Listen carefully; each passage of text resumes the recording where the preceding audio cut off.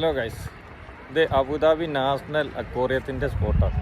Okay, അപ്പോൾ വരാത്തവരൊക്കെ ഒന്ന് experience ചെയ്യാൻ പറ്റുന്ന നല്ലൊരു പിന്നെ പ്ലേസാണ്.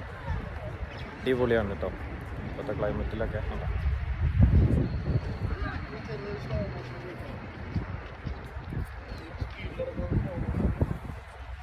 അമലേ, എങ്ങനെയുണ്ട് ഈ ഒരു സ്പോട്ട്? എങ്ങനെയുണ്ട്?